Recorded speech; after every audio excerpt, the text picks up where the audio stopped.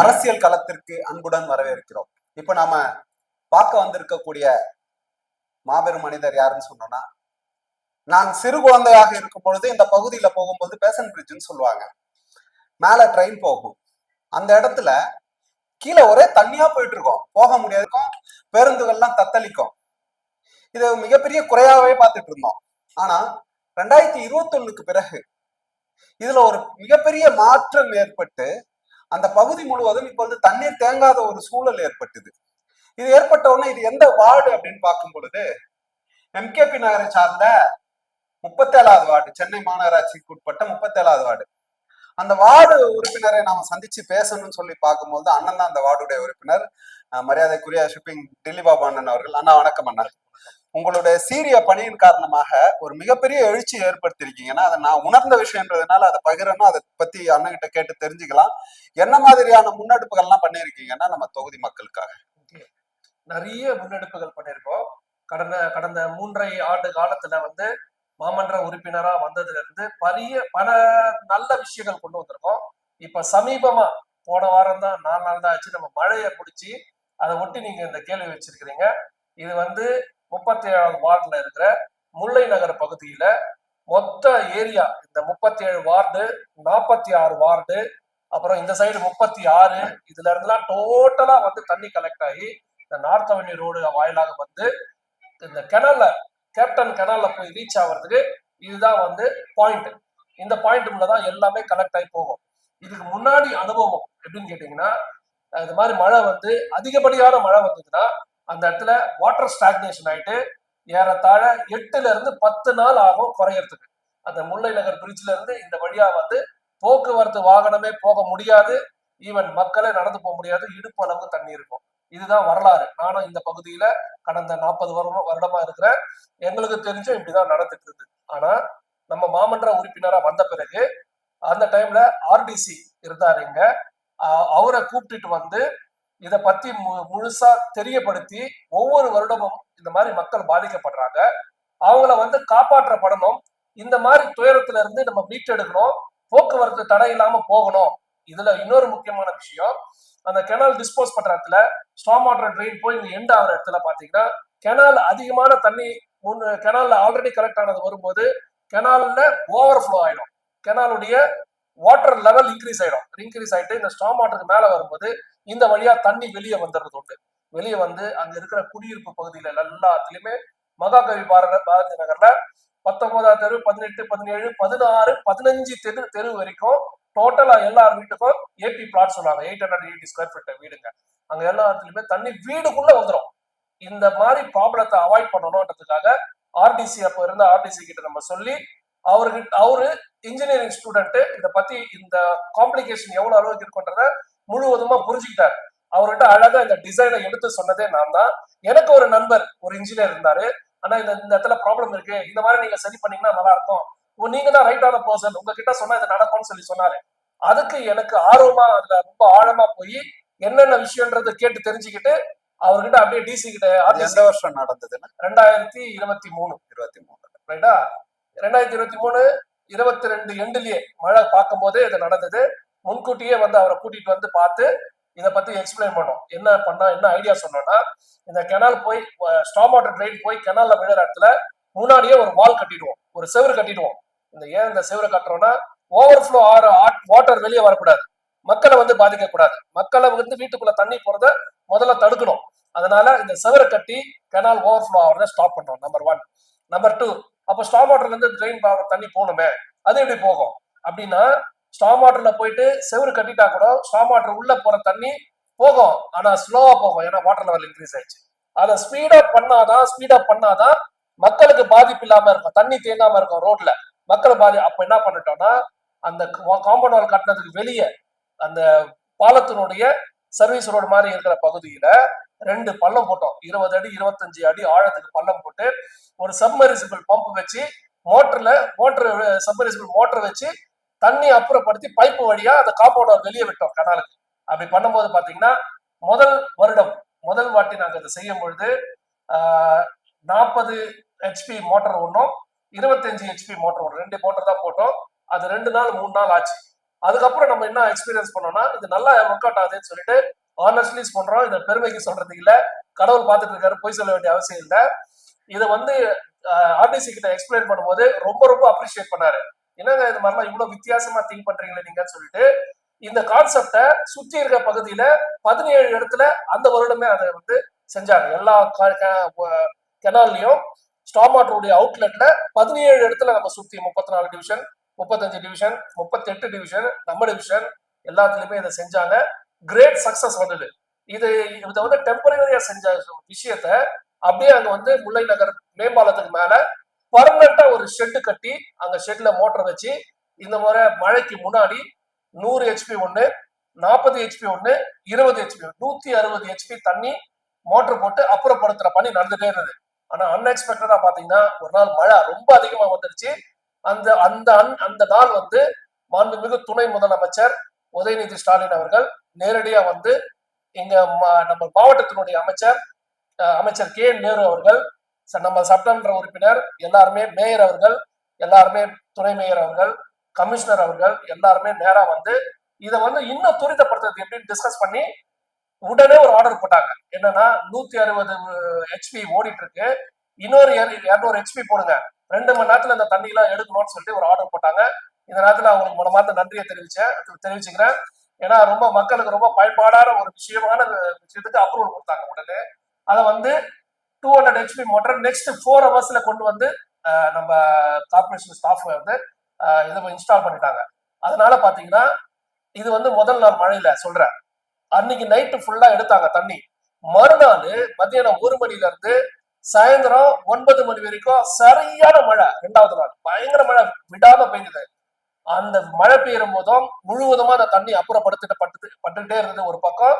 அன்னைக்கு இரவு ஒரு 8-9 மணிக்கு மேல மழை குறைஞ்சிடுச்சு. அன்னைக்கு நைட்டு ஃபுல்லா அந்த மோட்டரை 400 ஹெச்பியும் மூவ்மெண்ட் பண்ணோம். 360 ஹெச்பி மூவ்மெண்ட் பண்ணதுல மறுநாள் காலையில 6:30 மணிக்கு ரோடு கிளீன் ஆயிடுச்சு. ஒரு டிராப் வாட்டர் இல்ல. நம்ம கன்சர்வன்சி டிபார்ட்மெண்ட் வச்சு இருக்கிற குப்பை மண் எல்லாமே கிளியர் பண்ணி 2 வீலர் கூட தண்ணியில கூட போற தடையுமே இல்லாத அளவுக்கு 2 வீலர் பாஸ் ஆகிற அளவுக்கு ரெடி பண்ணியாச்சு. இது வந்து பெரிய திருப்புமுனை. நமது மாண்புமிகு முதலமைச்சர் துணை முதலமைச்சருடைய வழிகாட்டுதலின்படி மாநகராட்சியினுடைய மேயர் சிறப்பாக செயல்பட்டு எங்க தொகுதிக்கு எங்க வட்டத்துக்கு நாங்க சொல்ற கோரிக்கையை காது கொடுத்து கேட்டு வாங்கி இமிடியேட்டா அதை செஞ்சாங்க இல்லையா, அதுக்கு வந்து உண்மையிலேயே பாராட்டக்கூடியது. மக்கள் எல்லாமே இவ்வளவு வருஷம் நாங்க இந்த மாதிரி பார்த்ததே இல்லை, ஆட்டோ டிரைவர்ஸ் எங்கிட்ட சொல்றாங்க.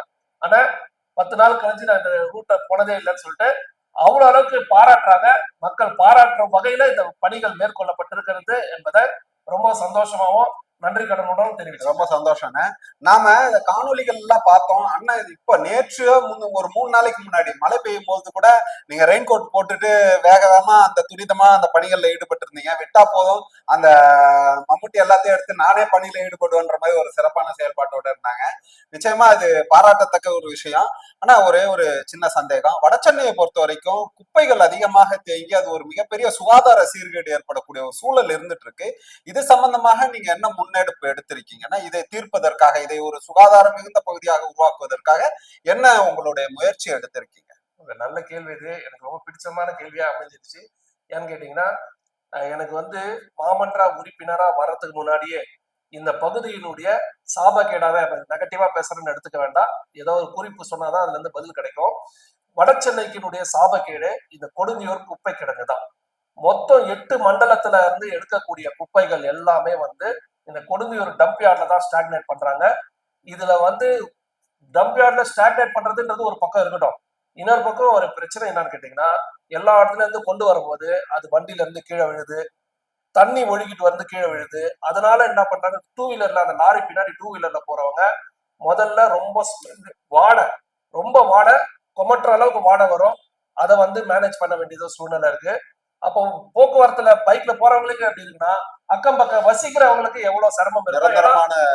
தொடர்ந்து இது இருக்கிறதுலாம் எவ்வளவு சிரமமா இருக்கும். நம்பர் 1. நம்பர் 2, போகும்போது பைக்ல வழுக்கி விழுந்துடுறாங்க. ஏன்னா அது வந்து ஸ்லட்ஜ் என்ன சொல்லுவாங்க, லிச்சட் வாட்டர், வழுக்கும் தன்மை இருக்கும். அதனால அது ஒரு சேஃப்டி இல்ல, நிறைய பேர் விழுந்து பிராக்சர்லாம் ஆயிருக்கு. 3வது, அந்த குப்பையை கீழே கொட்டிட்டு போயிடுறாங்க. அது டிரைவருக்கு தெரிய மாட்டேது கொட்டிடுச்சு சொல்லிட்டு அவர் பாட்டிக்கு போயிடுறாரு. அங்க வந்து அந்த வண்டியை அது மேல ஏத்தி அதுல விழுந்தவங்க, இந்த மாதிரிலாம் பல இடர்பாடுகள் இருக்கு குப்பை கிடங்கு இங்க இருக்கிறது. இப்ப நான் சொன்னதுல 2% 3% பாதிப்பு தான். மிகப்பெரிய பாதிப்பு இந்த கொடுங்கியூர் குப்பை கிடங்கு இங்க இருக்கிறதுனால. ஏன் அப்படின்னா, சென்னை சிட்டில கிட்டத்தட்ட ஏறத்தாழ 80 லட்சம் பேர் வசிக்கிறாங்க. அந்த 80 லட்சம் பேர்ல 10% 8 லட்சம் பேரு இந்த குப்பை கிடங்கை சுத்தி இருக்கிறாங்க. உங்களுக்கு நமக்கு எல்லாருக்கும் தெரியும், வட சென்னை என்பது middle class family, lower middle class family தான் இங்க வசிக்கிறாங்க. பெரும்பாலும் தொழிலாளர்கள் தான் இருப்பாங்க. இவங்களுக்கு நான் வந்து கஷ்டப்படுறேன்னு முக்கியம் இல்ல, என் பிள்ளைங்களை நல்லா இருக்கணும்னு சொல்லிட்டு ஏதோ ஒரு வேலையில போய் சம்பாதிச்சு வந்து பிள்ளைங்களை நல்லா படிக்க வைக்கிறது, பிள்ளைங்களுக்கு நல்லா சாப்பாடு கொடுக்கறதா தியாகம் கொண்டவங்க தான் இந்த வடச்சென்னையில இருக்கிறாங்க. அந்த மாதிரி அவங்களுக்கு உடம்பு எதுனா பாதிப்பு ஆயிடுச்சுன்னா கூட அவங்கள போய் செக் பண்ணி அவங்கள சரி பண்ணிக்க கூட மாட்டாங்க. ஏன்னா அதுக்கு நேரம் இருக்காது. உழைக்கணும், உழைச்சாதான் பணம் கிடைக்கும். அந்த மாதிரி சூழ்நிலை இருக்கிறவங்க. அப்படி இருக்கிற போது இந்த குப்பமேடுனால பல பாதிப்புகள் உடல்நிலை சீர்கேடுற அளவுக்கு பாதிப்புகள் ஏற்படுது. குறிப்பாக சொல்லணும்னா மூச்சு காற்று சுவாசிக்கிற ப்ராப்ளம் இருக்கு, ஸ்கின் ப்ராப்ளம் வர்றது, கண் இச்சஸ் கண்ணு ஆண்மை குறைவு, மலட்டுத்தன்மை, அப்புறம் அந்த லெப்ரசி வர்றது, தொழுநோய் வர்றது, இதெல்லாமே நமக்கு தெரிஞ்சு தெரியாம உள்ள இருக்க உறுப்புகள்லாம் அரிச்சிட்டு இருக்கு. இதனுடைய அவலமான ஒரு பாதிப்பை ஏற்படுத்துற சூழ்நிலையினால மாமன்ற உறுப்பினரா வரதுக்கு முன்னாடி எனக்கு பெரிய தாக்கம், பெரிய ஏக்கம், இந்த கொடுங்கியூர் குப்பை கிடங்க இங்க இருந்து அகற்றியே ஆகணும் அப்படின்னு சொல்லிட்டு வடசென்னை மேற்கு மாவட்ட காங்கிரஸ் கமிட்டியினுடைய தலைவரா என்னை நியமிச்ச உடனே ஒரே மாத காலத்துல அன்றைய மாநில தலைவர் அண்ணன் KS அழகிரி ஐயா அவர்களை அழைச்சிட்டு வந்து ஒரு கையெழுத்து இயக்கம்னு பண்ணி, இந்த போர்ஜரிலாம் இல்ல, எல்லா மக்களையும் நேரடியா போய் சந்திச்சு 15,000 கையெழுத்து வாங்கி, அந்த டைம்ல பிரகாஷ் IAS சார் வந்து கமிஷனர் ஆஃப் கார்பரேஷனா இருந்தாரு. அவரை வந்து திருவள்ளூர் நாடாளுமன்ற உறுப்பினர் டாக்டர் ஜெயக்குமார் அவர்களை அழைச்சிக்கிட்டு அவரை போய் சந்திச்சு இதை அப்புறப்படுத்தணும்னு கோரிக்கை வச்சோம். அவர் தெளிவா விவரிச்சார். என்ன, இது இங்க இருந்து அப்புறப்படுத்த முடியாது சார். ஏன்னா இது எங்க எடுத்து போய் புதுசா ஒரு இடத்துல வச்சாலும் அங்க இருக்கிறவங்க அப்செக்ட் பண்ணுவாங்க, அதுக்கு சாத்தியமே இல்லை. அப்ப என்ன சார் வழி? நாங்க வந்து உலக வங்கியில நாங்க வந்து லோன் எல்லாம் கேட்டிருக்கோம், அந்த ப்ராசஸ் எல்லாம் இருக்கு.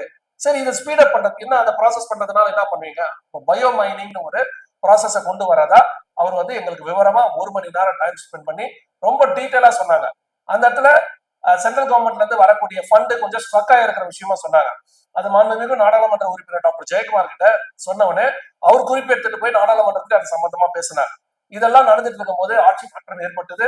நமது இப்போதைய முதலமைச்சர் தளபதி அவர்கள் ஆட்சி பொறுப்பேற்றவுடனே முதல் வேலையா இதை வந்து செவி கொடுத்து கேட்டாரு. நாங்க வந்து தொடர்ந்து போராட்டம் நடத்தணும். நிறைய எங்களுக்கு முன்னாடி, நான் வயசுக்கு முன்னாடி கடந்த 50 வருஷமா இந்த பிரச்சனை இருக்கு. 45ல இருந்து 50 வருஷமா பிரச்சனை இருக்கு. ஐயா சவுந்தரராஜன் போன்ற தாப்பாண்டியன் போன்ற பெரிய பெரிய முன்னணி தலைவர்கள்லாம் இதுக்கான சங்கிலி போராட்டம், அறப்போராட்டம், உண்ணாவிரத போராட்டம், பல முறை கோரிக்கை வைக்கிறது, பல விஷயங்கள் நடந்தது. ஆனா இறைவனை வந்து எனக்கு இந்த வேலை செய்யறது அமைச்சிருக்காரு போல இருக்கு நான் நினைச்சுக்கிறேன். ஏன்னு கேட்டீங்கன்னா, இந்த கையெழுத்து இயக்கெல்லாம் முடிச்சு அதை பத்தி புரிஞ்சுக்கிட்டோன்னே அடுத்த 6 ஆண்டு காலத்துல மாநகராட்சி தேர்தல், உள்ளாட்சி தேர்தல் வந்தது. எனக்கு வந்து இந்த 37வது வார்டு கொடுங்கியூர் குப்பை கிடங்கு இருக்கிற அந்த பகுதிக்கு எனக்கு வாய்ப்பளிக்கப்பட்டது. வாய்ப்பளிச்சு மக்கள் முன்னாடி போய் மக்கள் ஒரு பெரிய நம்பிக்கையில எனக்கு ஒரு வாக்களிச்சாங்க. வெற்றி பெற்றவுடனே முதல் வேலையா இதை தான் நான் கையில எடுத்து மாண்புமிகு மேயர் அவர்களையும், மாண்புமிகு துணை மேயர் அவர்களையும், மாண்புமிகு ஆணையர் அவர்களையும் பல முறை இதை பற்றி பேசி இருக்கு. மன்றத்திலும் இதை பற்றி பேசியிருக்கு. நான் எழுதாவே குப்பமேடை பத்தி பேசுவார்ப்பாருன்னு சொல்லுவாங்க. ஏன்னா அதனுடைய முக்கியத்துவம் அவ்வளோ. யாருக்கு முக்கியத்துவம் அதிகமா தெரியும் கேட்டீங்கன்னா, பாதிக்கப்பட்டவங்களுக்கு தான் தெரியும். மற்றவங்களுக்கு வந்து ஒரு கேள்வி ஞானமா இருக்கும். பாதிக்கப்பட்டவங்க தான் எமோஷனலா பேசுவாங்க. சோ என் மக்கள் பாதிக்கப்படுறாங்க, நான் அவங்களை ஏன்னா மக்களுடைய பிரதிநிதி, அங்க இருக்கிறவங்களுடைய பிரதிநிதியா நான் செயல்படுறேன் போது அவங்களுடைய வலி தான் எனக்கு தெரியணும். அந்த வழியை தான் அங்க நான் பிரதிபலிச்சேன், மாமன்றத்துல பேசினேன். அதுக்கு முக்கியத்துவம் கொடுத்துட்டு இது சம்பந்தமா மாண்புமிகு முதல்வர்களுக்கும் கடிதம் கொடுத்தேன், காங்கிரஸ் பேர் இயக்கத்தின் தலைவர்கள் வாயிலாக. அதுவும் அவர்கிட்ட சென்று இதை ஸ்பீடப் பண்றதுக்கு மாண்புமிகு முதலமைச்சர் அவர்கள் துரித நடவடிக்கை எடுத்தாரு. 648 கோடி ரூபாய் இதுக்கு ஒதுக்கீடு செய்து தமிழக அரசாங்கமும் பெருநகர சென்னை மாநகராட்சியும் சிறிதளவு மத்திய அரசாங்கத்துடைய இது பெற்று உலக வங்கியினுடைய நிதி பெற்று இந்த விஷயம், அந்த பயோமைனிங் ப்ராசஸ் தொடங்கி இருக்கு. இப்போ ஒரு 10 மாதம் 12 மாதம் தொடங்கி முடிஞ்சிருச்சு. இப்ப வரைக்கும் 20% அதாவது 66.52 லட்சம் metric ton 66.52 lakhs metric ton அங்க குப்பைகள் இருக்கு. அதுல வந்து ஒரு 20% இப்ப அப்புறப்படுத்திருக்கு. எங்களுடைய மீதமுள்ள காலம் இன்னும் ஒரு இயர் 3 months இருக்கு. அந்த காலத்துக்குள்ள முழுவதுமா 66 லட்சம் மெட்ரிக் டனும் அப்புறப்படுத்தி பயோமைனிங் வாயிலாக இந்த நிலத்தை நார்மல் நிலமா மீட்டெடுத்து மக்களுக்கு கொடுக்கறது தான் எங்களுடைய இலக்கு. அதை நோக்கி தான் நாங்க பயணம் செய்துட்டு இருக்கிறோம். நல்ல விஷயம். 50 ஆண்டுகளாக தீர்க்கப்படாத ஒரு பிரச்சனையை தீர்த்து வைப்பதற்கான ஒரு முயற்சியில் ஒரு படித்த பண்பாளர் ஈடுபட்டு இருக்கிறார் என்பதை நினைக்கும் போது ரொம்ப சந்தோஷமா இருக்கு. நான் இப்ப ரேபிடோல தான் புக் பண்ணி வந்தேன். வரும்போது வரக்கூடிய அந்த நபர் பக்கத்து வார்டை சார்ந்தவர். அவர் சொல்லக்கூடிய வார்த்தைகள் கேட்டீங்கன்னா ரொம்ப சந்தோஷப்படுவோம். இந்த 37வது வார்டு உறுப்பினர் செயல்படக்கூடிய செயல்பாடுகள் அருமையா இருக்குன்னு சொல்லிட்டு அவர் மனதில் பட்ட விஷயங்களை சொன்னாரு. சொல்லும் போதே ரொம்ப சந்தோஷமா இருந்தது. காங்கிரஸ்காரனாக உண்மையாவே பெருமைப்படுறேன். அதே நேரத்துல இன்னொரு விஷயமும் எதிர்பார்க்கிறோன்னு, இப்போ சமீபத்துல முதல்வர் அவர்கள் இன்னைக்கு அறிவிச்சிருக்காங்க, ஏற்கனவே போட்ட திட்டம் போலன்னு. என்ன திட்டம் அப்படின்னா, மடிக்கணினி வழங்கும் திட்டத்தை ஒண்ணு போட்டிருக்காங்க. அதற்கு நம்ம பாரதிய ஜனதா கட்சியுடைய தமிழக மாநில தலைவர் திருநெல்வேலி சட்டமன்ற உறுப்பினர் என்ன பேசியிருக்காங்க அப்படின்னா, இது என்ன தேர்தல் 70 நாள் இருக்கும் பொழுது இந்த அறிவிப்பு அறிவிக்கலாமான்னு ஒரு கேள்வியை வச்சிருக்காரு. அவருக்கு உங்களுடைய பதில் என்னென்ன கொடுக்க இருக்கிறீங்க? அதாவது மாண்புமிகு முதல்வர் அவர்கள் பல நல்ல திட்டங்கள் கொண்டு வந்துட்டே இருக்காரு வரிசையா. இது எதுக்குங்க? மக்களுக்கு நல்லது செய்யறதுக்கு நாள் கணக்கு எதுக்குங்க? அப்ப நல்ல நாள் இருந்தா தான் நம்ம மக்களுக்கு நல்லா செய்யணும்னு பார்க்க முடியுமா? 70 நாள் இருக்கட்டும், 7 நாள் இருக்கட்டும், 7 வினாடி இருக்கட்டும், எதுவாக இருந்தாலும் மக்களுக்கு நலன் செய்யறதுக்கு நாளும் கணக்கு இல்ல, வினாடி கணக்குல, நேரம் கணக்கு இல்ல, நல்லது செய்யறமான்றதுதான் கணக்கு. மடிக்கணினி வழங்குறது வந்து பிள்ளைங்களுடைய கல்விக்காக, கல்வியினுடைய தரத்தின் உயர்வுக்காக கொடுக்கக்கூடிய ஒரு செயல், கொடுக்கக்கூடிய ஒரு உதவி, கொடுக்கக்கூடிய ஒரு ஊக்கம். இந்த ஊக்கம் என்பது தேர்தலை ஒட்டி நீங்க பார்க்க வேண்டிய அவசியம் இல்லை. அப்படி பார்த்தா பீகார்ல சமீபமா தேர்தல் நடந்தது. இப்போ வந்து மடிக்கணினி வழங்குறது பிள்ளைங்களை வளர்ச்சி, அதாவது அவங்களுடைய அறிவாற்றலை பெருக்கிக்கிறதுக்கும் அவங்களுடைய கல்வி தரனை உயர்த்திக்கிறதுக்கும் தான் அந்த மடிக்கணினி வழங்கப்படுது. ஆனா தேர்தல் நோக்கத்திலே தேர்தல் விதிமுறைகள் நடந்துட்டு இருக்கும் போது, தேர்தலுக்கான பணிகள் நடந்துட்டு இருக்கும் போது தேதி அறிவிப்பதற்கு 7 நாட்கள் முன்பு, தேதி அறிவிப்பதற்கு 7 நாட்கள் முன்பு குறிப்பிடத்தக்கது. அப்படி இருக்கும் பொழுது நீங்க வந்து 10,000 ரூபாய் போய் ஒரு பெண்களுக்கும் கொடுத்து வாக்க வந்து உங்களுக்கு சாதகமா மாற்ற 1,27 லட்சம் பேருக்கு, 27 லட்சம் குடும்பங்களுக்கு. சரி, நானா கேட்கிறேன், நீங்க பணம் கொடுங்க, மக்களுக்கு கொடுங்க, பாராட்டுறேன். ஆனா இவ்வளவு நாள் காது கேட்கல, கண்ணு தெரியல. இந்த எலெக்ஷனுக்கு, இந்த தேர்தலுக்காக அவங்க கிட்ட ஓட்டு வாங்குறதுக்காக தானே இந்த திட்டம் போட்டீங்கன்னு சொல்லிட்டு திரைமறையில இந்த விஷயம் இல்லையா? அப்போ அதெல்லாம் உங்களுக்கு தப்பா தெரியாது. அதாவது மத்திய அரசாங்கம் செய்யற விஷயங்கள், செய்யற தவறுகள்லாம் உங்களுக்கு கண்ணு தெரியாது. இப்ப மணிப்பூர்ல பாத்தீங்கன்னா இந்த அளவுக்கு ஒரு பெண்ணை அவமானப்படுத்தி, மானபங்கப்படுத்தி, அசிங்கப்படுத்தி, அடிச்சு, துன்புறுத்தி, ஒரு மனித ஈரமே இல்லாம அந்த செயலை செய்திருக்காங்க. அந்த விஷயத்த செவி கொடுத்து கேட்க முடியல, அதை தட்டி கேட்டு உங்களால சரி பண்ண முடியல. தமிழகத்துல ஏதாவது ஒரு நல்லது நடந்தா மட்டும் முண்டக்கண்ணு வச்சு வந்து பாப்பீங்களா? அதுங்க எப்படிங்க நியாயம்? மக்களுக்கு நல்லது செய்யறதுக்கு மாண்புமிகு முதல்வர் அவர்களும் துணை முதல்வர்களும் தொடர்ந்து அவங்களுடைய பயணத்தை மேற்கொண்டு இரவு பகல் பாராமல் சிறப்பான முறையில மக்களுக்கு தாயுமாகவும் தந்தையுமாகவும் இருந்து காப்பாத்தி வராங்க. ஆனா நீங்க எதுவுமே செய்யாம செய்யறவங்களை குறை சொல்றீங்க. இதுதான் பாரதிய ஜனதாவுடைய அணுகுமுறை. இதை வன்மையா கண்டிக்கத்தக்கது. மிக்க நன்றி அண்ணா. இதே போன்று உங்களுடைய சேவை இப்பொழுது இந்த வார்டுல மட்டும் இருந்துட்டு இருக்கு. படித்த ஒரு பண்பாளருக்கு இந்த வார்டு மட்டும் பத்தாது. நாளை நிச்சயமாக ஒரு சட்டமன்ற உறுப்பினராக உங்களை சட்டமன்றத்தில் காண வேண்டும் என்ற ஆவலுடன் தங்கள் பேட்டி அருமையாக இருந்தது. தங்களுடைய பணி மென்மேலும் சிறக்க வாழ்த்துக்கள் அண்ணா. நன்றி. நன்றி.